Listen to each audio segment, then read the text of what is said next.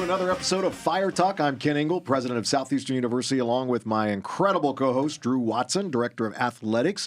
Drew, it's been a few weeks since we've been together. Yeah, we've been traveling, haven't kind of coordinated the schedules. It's good to have you back. Yeah, it's great to be back, and a lot of things have happened over the last couple of weeks. Yeah, we have a national champion in wrestling for the third straight year. Sal Silva won the 157 division. That's great. Kind of came out of nowhere and won the thing. And we had Coleman Bryant, who just missed, came up as a runner-up after being a 14 seed. So that was exciting. But we also had an incredible weekend. We had a national championship in track. Wow. Which Joseph Taylor got the 400-meter national championship, and then our 4x4 team of that team is Davian Worrells, Keyshawn Franklin, James Turner, and Joseph Taylor.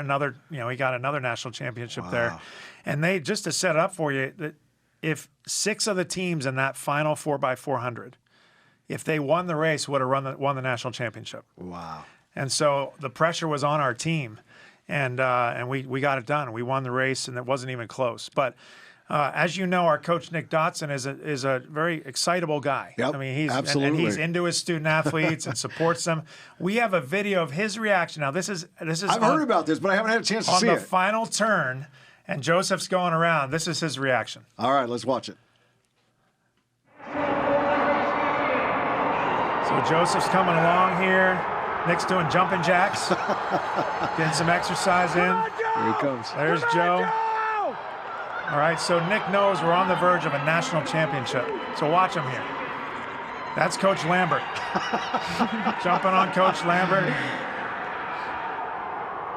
Oh, that's great. So watch here, the team. So Joseph's about to cross the finish line to the left here. And they are already celebrating because we are so far ahead in this race. So here's Joseph finishing. Coming in for the finish. There he is, right there. Wow. History happens. So, having a coach who, see him? He's so excited. So the rest come across. And what's cool about our track team, that the women and the men support each other, and our women were so excited when this race happened, just supporting their friends. Wow. There's Joseph, ran the anchor leg of that. What a win. Just an incredible race. A celebration. And we're so grateful for this team, and of course Coach Dotson, just an amazing coach. Yep. Yeah, he does a great job, and obviously, he's now had 5 national champions. Wow. As well as now a team national championship. So we're so proud of coaching the team. Absolutely. And we look forward to the big celebration with our national champs coming up soon. Also, over the last few weeks, our softball team did something pretty amazing, special, that literally made the national news. I mean, every kind of show, from the Today Show to, all kinds of shows. And it's been amazing. Yeah.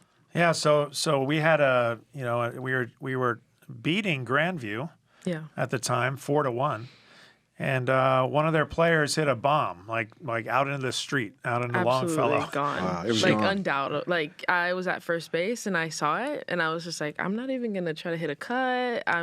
I just stood there. And by the way, Leah Gonzalez, welcome to Fire Talk, where you represent the Fire softball team, and you were very much a part of this. So tell us a little bit about. Do we have a video? Yeah, let's watch it. Let's watch it. You want to talk us through this as it's happening? Sure. The 1-0. That absolutely probably hit the road. It was bouncing on the road. Left center. As soon as I saw her round, I thought that she tripped. And in that moment, when I started walking up to her, that's when I knew it was like she was injured. It was bad. Yeah. And you've got to make the bases to get for the home run to count. So the rule is, your teammates cannot touch you, or anybody on your team cannot touch you, or your run will not count. Like, it was a grand slam, putting them in the lead. It would not count. So that's when Eric, our outfielder, was like, hey, are we allowed to touch her? And she was like, the umpire was like, yeah, sure. And me and Chapo just looked at each other and we were like, all right, let's get her moving. Wow. Yeah. That's amazing.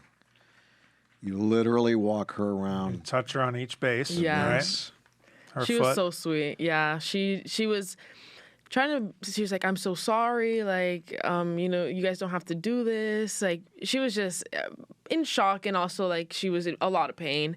And we were like, don't worry, girl. Like, you definitely deserve this. Like, it's part of the competition. Somebody wins, somebody loses.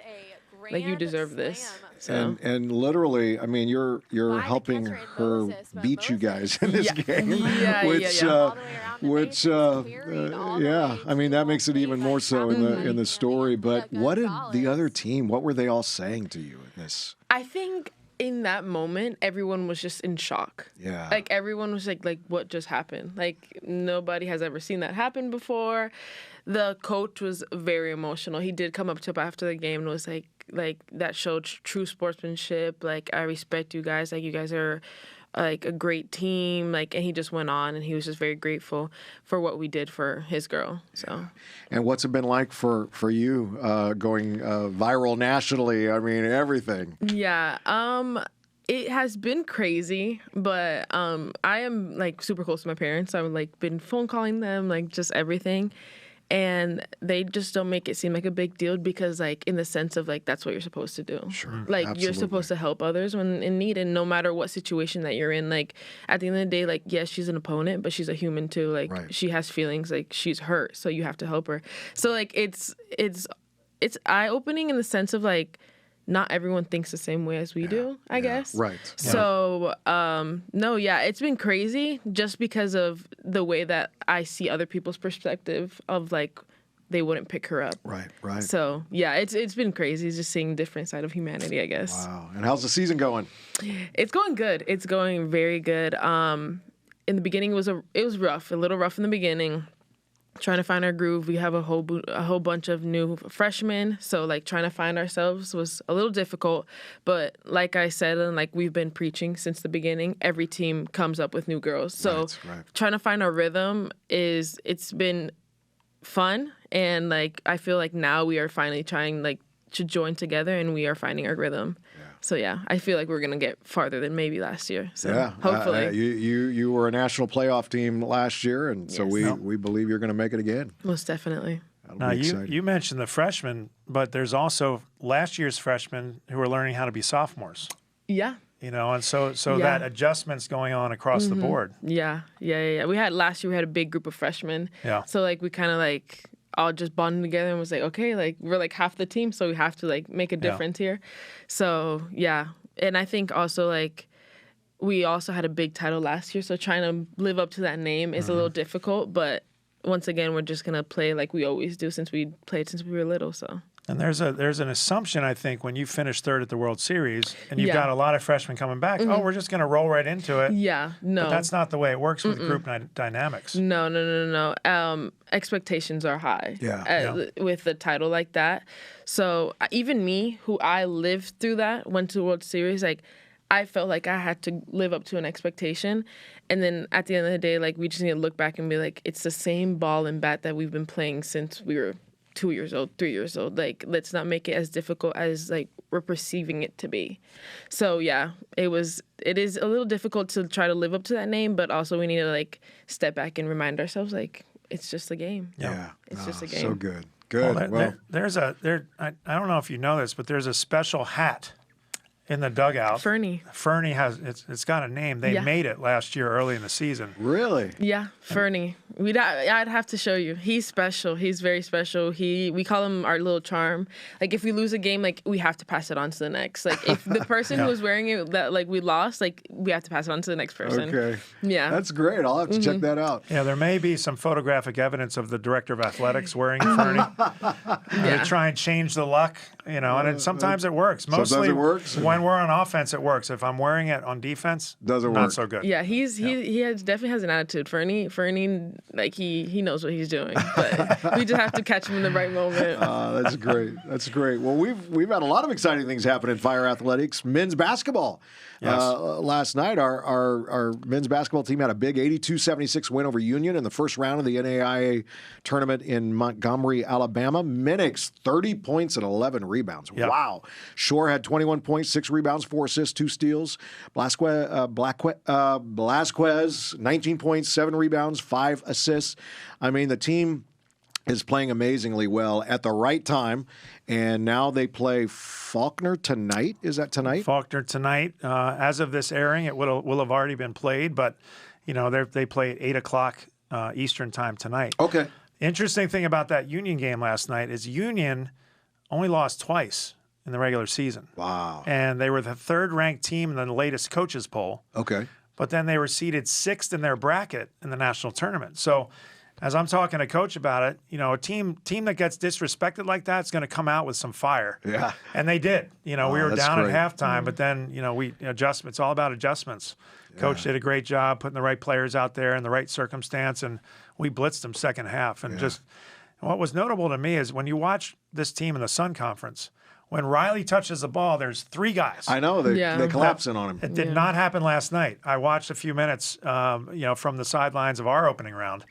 And it just wasn't happening. They would double down every now and then. If you're going to let Riley have his way, he's going to score 30 points and pull down 11 points. So really proud of the team. Excited about tonight. It's a tough Faulkner team. Now, what are they ranked? They are the number 1 seed in the opening round up at Faulkner.